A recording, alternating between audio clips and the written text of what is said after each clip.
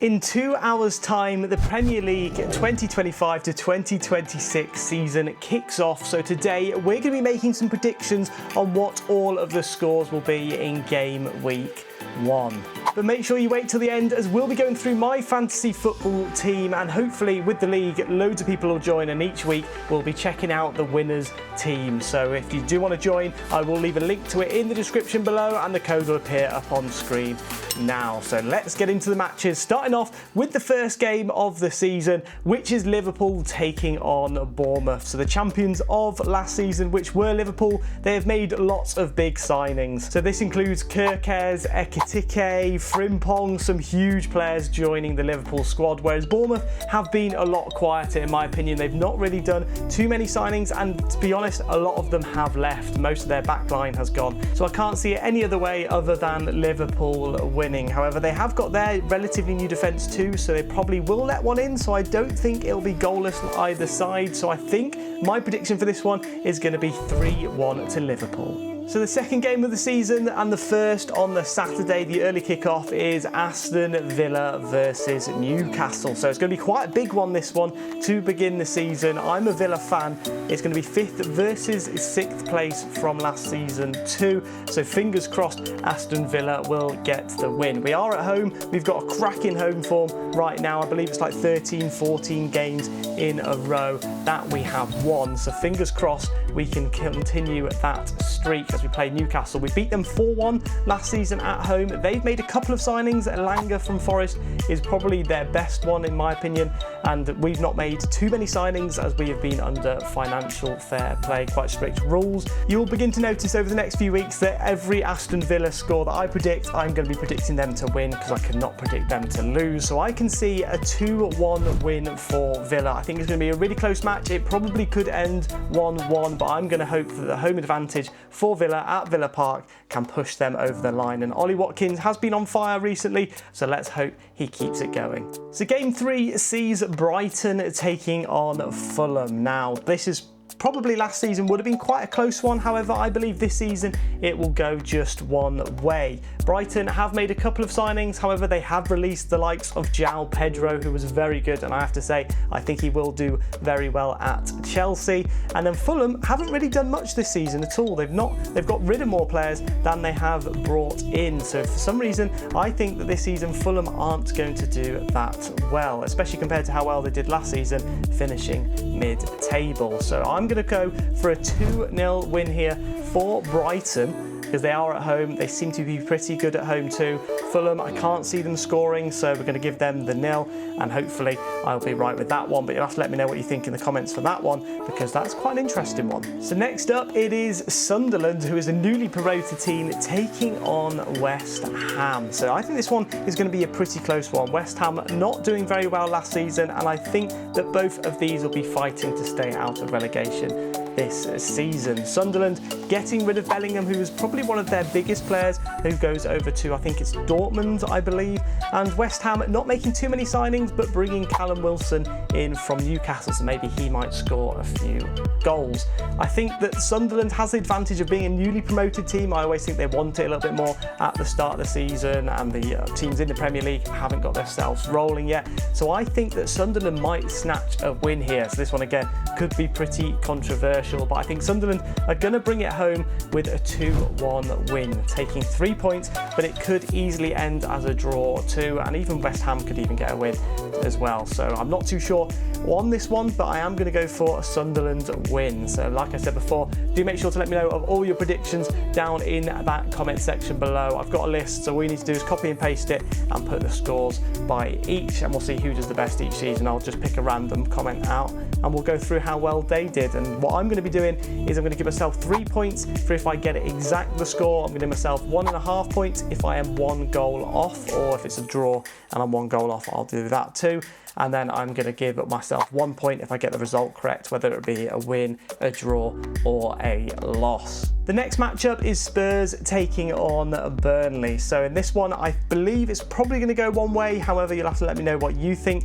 But Burnley is a newly promoted team. They've not done too much in terms of the transfer window. I've seen Kyle Walker go in, but apart from that, I am not too sure on them. Tottenham also haven't made too many signings either, so I can't see them doing it too well this season. However, I think they'll definitely do better than they did in the previous season. They're a little bit lucky too that Maddison has got injured and they have lost Son to a transfer as well. So that's two big players which will be out for most of the season, while Son is gone for the season. But for this one, it would be embarrassing to see a Spurs loss. I can see a potential draw because Burnley is a newly promoted team, and like I said earlier, I think they want it a little bit more, but I've got to go for a Spurs win, and we're going to go for a 2-1 to Spurs. Next one should be a pretty easy one in my opinion, as we see Wolves take on Manchester City. So not having a great season last season, Man City, and I don't think they'll have an amazing season again this season. However, I still think they'll be in at least the top 6. They have lost Kevin De Bruyne to Man City, but they have brought in, I think it was Al Nouri from Wolves. I think they actually took them off of Wolves. Wolves have also obviously lost Cunha to the other Manchester, and then also Reindeers has been brought in for City too, so hopefully he should do pretty well over Christmas period. But I cannot see Manchester City losing this one whatsoever, and I cannot see Wolves scoring either. I think they will be fighting for relegation, whereas City will be at the other side of the table fighting for those Champions League spots and maybe even the title. So we're going to go for a simple 3-0 win for Manchester City. I can't see it going any other way. I can't see Wolves winning at all. Maybe they might sneak in a goal, but you'll have to let me know what you think in the comments as we move into the next one. Chelsea versus Crystal Palace. I think this actually could be quite a tight affair, but we will have to see. Chelsea obviously making a lot more signings than Palace have. They're probably playing with a very similar starting 11 as they were last season, Palace, but I think they will do pretty well if they can keep everyone fit, but we'll have to see as the season progresses. Chelsea, on the other hand, have been on a spending frenzy, buying players like Pedro, Delap, and a few other big players who probably will be entering their starting 11. I can see Pedro doing pretty well for them up top, and they did do pretty well at the end of last season, so I feel they may continue this on in next season and do pretty well, ending up towards the top of the table. If you didn't see yesterday's video, I predicted the whole table for the Premier League, so do make sure to go and check that one out. But Chelsea, I will give the win as a 2-1. I think it will be close. I don't think there'll be too many goals in it. However, I believe there will be a win for Chelsea. Just Palace, I think, have got a pretty hard start to the season, but hopefully, from my predictions, they'll start excelling their way up through the table pretty quickly. Next up is Forest versus Brentford. Now, I believe both these teams haven't really done too much in the transfer window in terms of bringing players in. They have obviously lost Elanga, is what Forest has lost, and Mbeumo, two big players which have gone from both of these teams for a very high fee too. So I'm surprised they maybe didn't use that to go and buy some extra good players. I think that both these teams will struggle this season compared to last season, and we might see them in the bottom half. However, I can't see Forest going away with a loss. I think they will beat Brentford. I think Brentford may be fighting to stay out of relegation, unless it might be a miracle or I may be completely incorrect. So I'm going to go for a win here for Forest. I'm going to go 3-1. And what I'd say is probably the biggest match of the season so far. It is United versus Arsenal. I think this is going to be a pretty close one, and I think it might be an upset too, if most people are saying that Arsenal might win this. United are playing at home. They've bought a few very good players, likes of Cunha, and Mbeumo. They've got Leon, so they've got quite a few new players which hopefully will bring something to the team for United this season. Arsenal, I don't think, have been quite as active in the transfer window. They have bought a few players. Whether they will be playing well in the Premier League or not, we are yet to find out. They've obviously got Arisa Balaga from Chelsea, Norgard from Brentford, a player from Sporting, I believe is a Gaia Corres or something, Gaia Keres, which I have no idea. My football knowledge isn't up at the top, but I do think that Man United may turn over Arsenal in this first game of the season. I think there'll be lots of goals, so I'm going to go for a 3-2 win for Manchester United, giving them a good start to the season. However, I do think Arsenal will pick it up as the season goes on. And then the final match match sees Leeds take on Everton. So a newly promoted team again of Leeds. Everton not doing too well in the previous season and not making too many signings this season either. Maybe Super Jackie Grealish, who went from City, might actually be able to help Everton out this season, bringing them a few goals, but we will have to find out. Leeds have spent a little bit of money. They have got new owners, so I do think they may spend a little bit more money too, especially in the January transfer window if they are not doing too well. I do think with it being a newly promoted team, that does give them that little bit of an advantage too. However, I believe this could be the one draw for that game week 1. So I'm going to go for a 1-1 draw between Leeds and Everton. However, Leeds could easily run away with it, and so could Everton. And now let's finally move on to the FPL section of the video and take a look through my team. I've never done that well in FPL. I usually forget to do it and I'll have like an injury on the bench and on the squad, and everyone will just get 0 points and stuff like that. So hopefully this season I'll keep a little bit more up to date. I have started the league like I said previously, and I'll leave that link to it in the description below.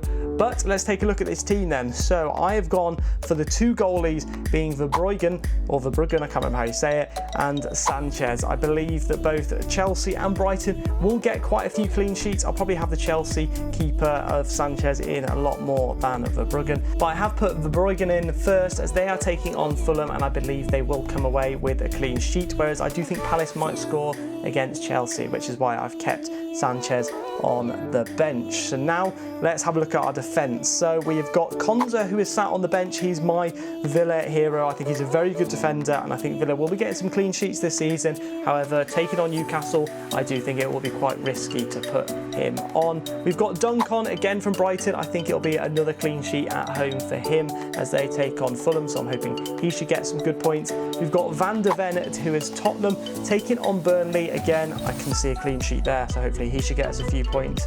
Nico Williams for Forest versus Brentford. Same could happen again, however they could concede. I think Nico Williams can get involved in quite a few of the goals too, so that is why I've put him there at the back. And then Saliba for Arsenal, who take on United. I think he might be the only one which may not do quite as well in the first game of the season.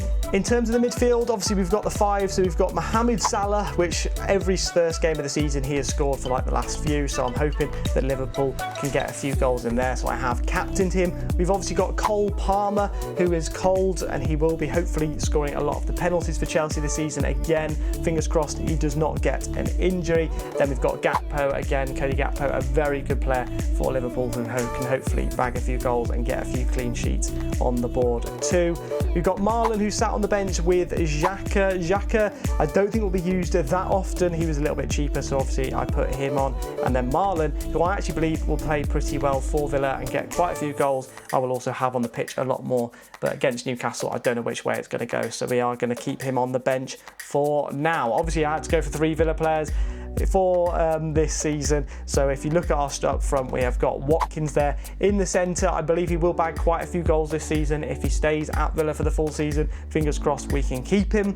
We've got obviously Welbeck and João Pedro again too, who are known for their scoring. I think João Pedro do very well at Chelsea. Maybe not get a goal against Palace, but we will see. And then Welbeck obviously is pretty reliable too for Brighton. So obviously quite a lot of Brighton players in, you can see in there, quite a few Villa players. We've got obviously the Salah and Gakpo, who are quite reliable too, and then some big players from Chelsea as well. So we've got Palmer, João Pedro and Sanchez in goal. But that is my team. Let me know what you think of that. You could say I'm completely crazy. I've never done well at predicting the scores or at fantasy football, but I thought this would be a little bit of fun and we can have a look at how well other people do and maybe get some other people on these videos too, helping me predict the scores and see what their predictions are as well. So if you do want to get in a video, do make sure to let me know down in the comments below and I'll try and get a few people involved. But if you did enjoy this one, do make sure to smash that like button, subscribe if you are new, as we'll be doing FPL predictions each week and seeing how well we did the previous week,